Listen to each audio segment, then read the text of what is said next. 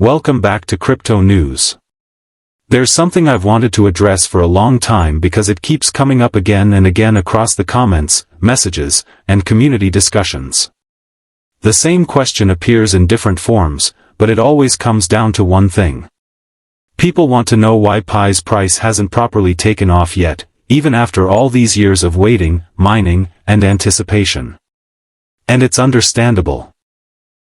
Some people have been involved since 2019, tapping their phones daily, watching updates, hearing about delays, and expecting that once everything finally opened up, the price would naturally reflect all that time and belief. But what we've actually seen so far has been very different from those expectations, and that gap between expectation and reality is where most of the frustration comes from. What I want to do here is strip away the hype and talk honestly about what is actually going on behind the scenes, what factors are holding things back, and what needs to change before we can realistically expect major price movement. This isn't about optimism or fear, just a clear look at the situation as it stands. One of the biggest misunderstandings is around what happened when the Open Network finally launched. A lot of people treated that moment like a finish line, as if the price was supposed to immediately reflect the size of the community. But in reality, that launch was more like opening the doors to a stadium that still doesn't have a fully organized game happening inside. Yes, it allowed movement between wallets and gave access to exchanges, but it didn't automatically create demand. And without demand, price movement has no real foundation. Opening access is only one part of the equation. What actually drives value is what people can do with the asset once they hold it, and whether they have a reason to actively seek it out in the first place. At this stage, that reason is still developing. That leads directly into the next major factor, which is utility. A digital currency only gains real strength when it becomes necessary for something. Not just something people hold and speculate on, but something they actually need in order to access services, applications, or opportunities. The Pi ecosystem is still in the process of building that layer. There have been important steps forward, including the introduction of tools like Pi Studio, which opened the door for large-scale AI-assisted app creation and gave developers a new environment to experiment in. That is significant progress because it means the infrastructure is no longer just theoretical. However, infrastructure alone does not create economic demand. The real challenge is what comes after that, which is building apps that people actually use regularly, and integrating Pi into those apps in a way that makes spending or earning it feel natural rather than forced. Until that usage becomes widespread, there simply isn't enough pressure in the system to drive strong external buying interest. And that brings us to basic economics, the balance between supply and demand. Pi has a very large circulating supply, measured in tens of billions, and the full structure of that supply is still not completely transparent to the broader market. When you combine a large supply with relatively limited external demand, the result is predictable. Price stays suppressed. This is not unusual in crypto. Many projects struggle with the same imbalance early on. The key question is whether demand can eventually scale to meet or exceed that supply. For that to happen, you need real economic activity. Businesses need to accept Pi. Applications need to require it for access or upgrades. External investors need to see enough real-world usage that they are willing to buy in rather than just speculate. Right now, that level of activity is still developing, not yet at the stage where it can absorb supply in a way that supports a significantly higher price. Another factor that often gets overlooked is exchange access.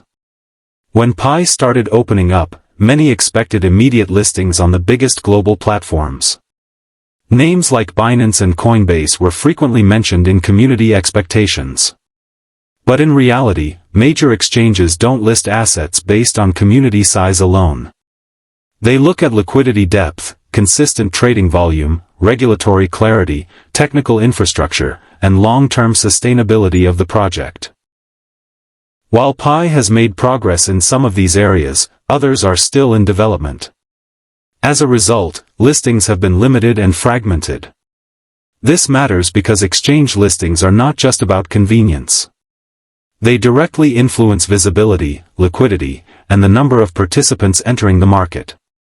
Without strong presence on top-tier exchanges, price discovery remains limited and uneven. A major listing could significantly change that dynamic almost overnight, which is why it remains one of the most closely watched potential catalysts.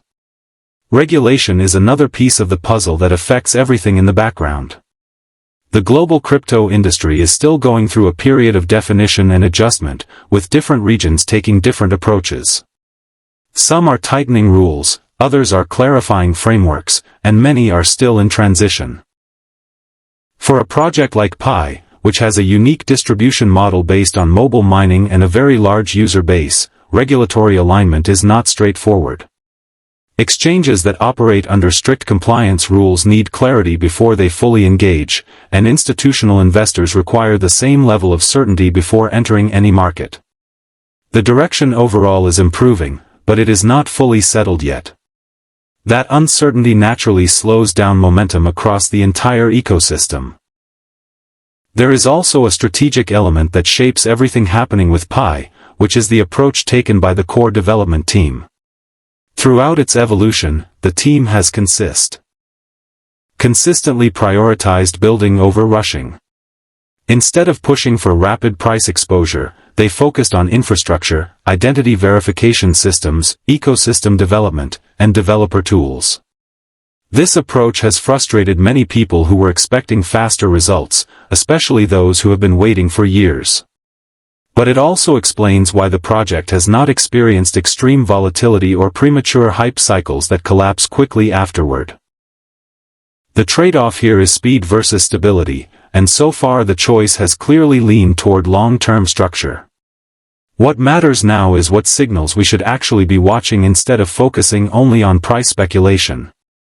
Real usage inside applications built on Pi Studio will be one of the clearest indicators.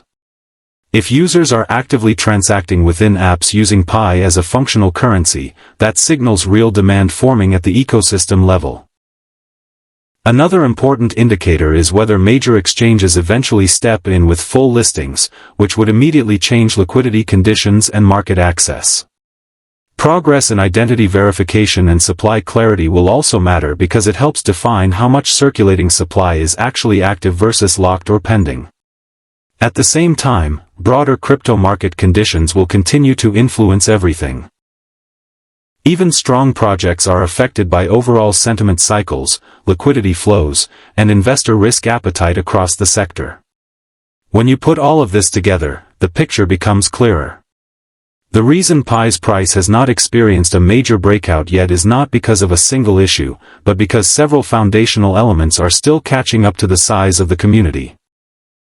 The infrastructure is being built, but the economic engine that turns usage into consistent demand is still developing. That does not automatically mean something negative is happening. It simply means the system is still in an earlier phase than many people expected. The gap between a large user base and an active economy is exactly what is being worked on right now. The real question going forward is how quickly usage, listings, regulation, and ecosystem growth can align. Because when those pieces start reinforcing each other, price is usually the last thing to react, not the first. For now, the most rational approach is to stay observant rather than reactive. Watch development progress, track ecosystem adoption, and pay attention to real usage rather than speculation cycles. And if you had to place your expectation right now, would you still believe Pi can reach significant price milestones before the end of 2026, or do you think the timeline will extend further?